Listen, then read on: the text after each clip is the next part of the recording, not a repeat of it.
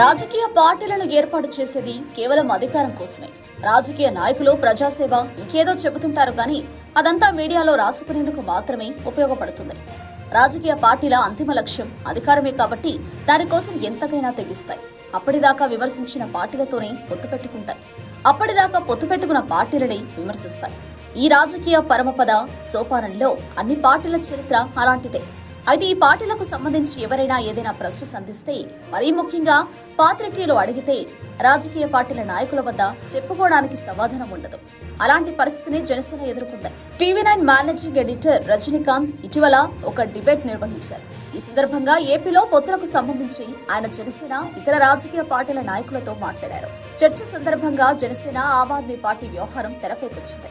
ఆ రెండు పార్టీలు రోజుల తేడాతో ఆవిర్భవించాయని, కానీ ఆ అధినేత అరవింద్ కేజ్రీవాల్ తన పార్టీని పంజాబ్, ఢిల్లీలో అధికారంలోకి తెచ్చారని, ఆయన ఢిల్లీ ముఖ్యమంత్రి అయ్యారని రజనీకాంత్ ఈ సందర్భంగా పేర్కొన్నారు. అయితే ఆ ప్రశ్నకు జనసేన నాయకుడి వద్ద సమాధానం లేకుండా పోయింది. ఆయన ఏదో చెప్పే ప్రయత్నం చేస్తున్నప్పటికీ అప్పటికే జరగాల్సిన నష్టం జరిగిపోయింది. రజనీకాంత్ సంధించిన ప్రశ్నకు సంబంధించిన వీడియోను వైసీపీ అనుకూల నెటిజన్లు సోషల్ మీడియాలో పోస్టు చేశారు. దీంతో వారు అటు పవన్ కళ్యాణ్, ఇటు జనసేనపై వ్యంగ్యంగా వ్యాఖ్యలు చేస్తున్నారు.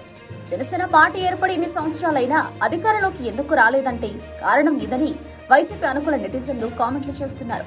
మరోవైపు జనసేన అనుకూల నెటిజన్లు వైసీపీ అనుకూల నెటిజన్ల తీరును విమర్శిస్తున్నారు. గతంలో జగన్మోహన్ రెడ్డి తెలంగాణ ఎన్నికల్లో కమ్యూనిస్టులతో పొత్తు పెట్టుకోలేదా అని గుర్తు చేస్తున్నారు. రాజకీయ పార్టీలను తర్వాత పొత్తులు సహజమని, ఢిల్లీ, పంజాబ్ లాగా ఏపీలో పరిస్థితులు లేవని వారు వివరిస్తున్నారు.